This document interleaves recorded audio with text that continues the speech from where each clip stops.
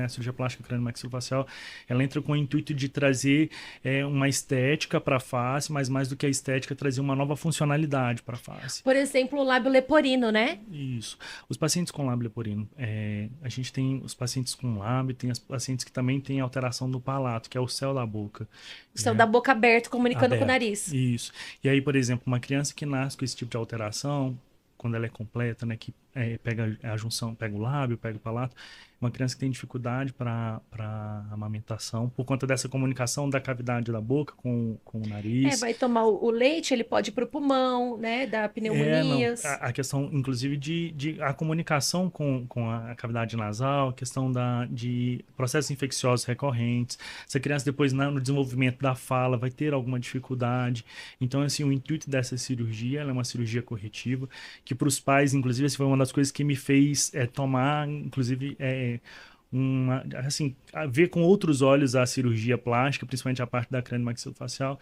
Lembro quando foi o meu primeiro dia do estágio, nas crianças fissuradas, e aí diante de uma professora que é para mim uma referência dentro da cirurgia craniomaxilofacial, a Clarice Abreu.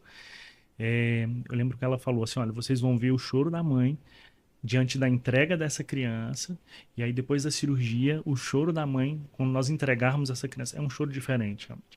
Porque a mãe, ela não consegue visualizar aquela questão tão funcional por vezes, ela vê a questão estética, né? Sim. E ela se preocupa por vezes assim com a sociabilização daquela criança quando estiver mais velha, diante dos outros colegas na escola, às vezes por preconceito de vizinho, da família, enfim, Porque todas essas assim, eu lembro coisas. que quando eu era criança, né, eu tenho uma pintinha vermelha, bem vermelha, né, na perna.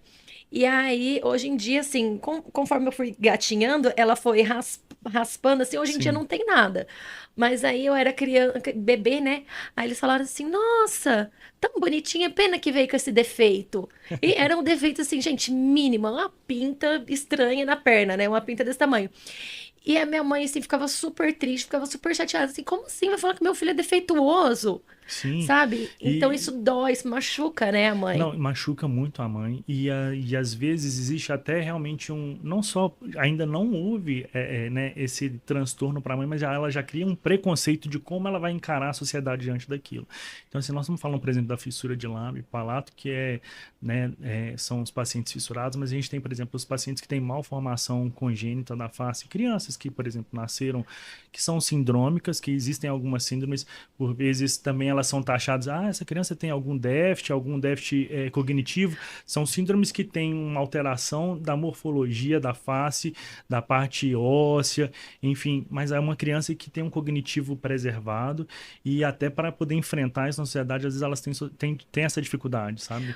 O cognitivo quer dizer o O desenvolvimento do desenvolvimento, cérebro, né? isso, o desenvolvimento Por da exemplo, criança. tem mesmo a filha da Ticiane Pinheiros, ela nasceu com uma alteração de face, só que o cognitivo dela, né, o desempenho mental dela é absolutamente normal. E eu Isso. lembro que na época, né, que ela nasceu, a mídia caiu em cima, falando que ela era uma criança atípica, que ela ia ter atraso. E aí os pais massivamente falando, não, gente, ela tá tudo bem. Essa foi o não fechamento, né, parece, do crânio. Na verdade, ela é portadora de uma síndrome chamada, uma craniofacistenose, que a gente chama, tá? É a síndrome de Cruzon. E é uma síndrome na qual a criança tem uma alteração, na verdade, as suturas, que são aquelas conhecidas às vezes como moleiras, né? Aham, Elas, moleira, né? isso, aquela moleira que a criança tem na cabeça, que normalmente as mães ficam preocupadas, cabeça mole, vamos tomar cuidado. Essa moleira, na verdade, ela tem um tempo para ela ficar endurecida como um osso. E aí, nessas crianças com craniofacistenose ou cranioestenose, essa moleira ela fica endurecida, ela tem, realmente, ela endurece, digamos assim, de uma forma mais precoce. E esse endurecimento ele impede que o cérebro faça uma expansão, que ele cresça de uma forma favorável.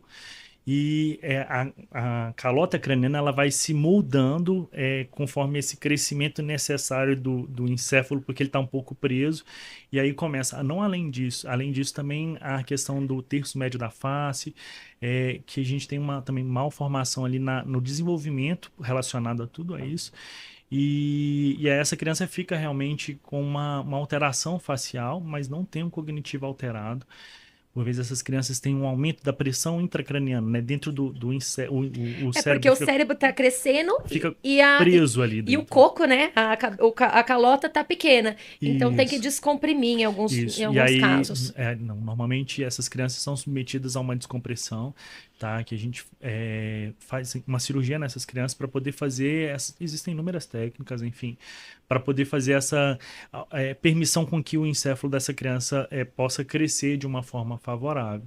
E aí, além dessa cirurgia, posteriormente, por conta dessas alterações faciais, existem outras cirurgias que serão feitas posteriormente para poder trazer uma melhora funcional, porque às vezes essas crianças têm dificuldade no respirar, porque a região do terço médio da face, onde fica o nariz, a região da maxila, ela às vezes fica retraída, fica um pouco posteriorizada, então o fundo, O queixo fica para dentro. o queixo, na verdade, essa região maxilar fica um pouco para dentro, tá? Então, assim, essa criança às vezes pode ter dificuldade às vezes, para respirar, algumas outras alterações que precisam de ser corrigidas para que ela tenha não só uma face, digamos, bonita, uma face esteticamente agradável, mas que seja uma face funcional, porque ela conseguindo respirar, para que ela consiga ter a respiração, inclusive favorecer a melhor formação das estruturas ósseas e o desenvolvimento das estruturas ósseas da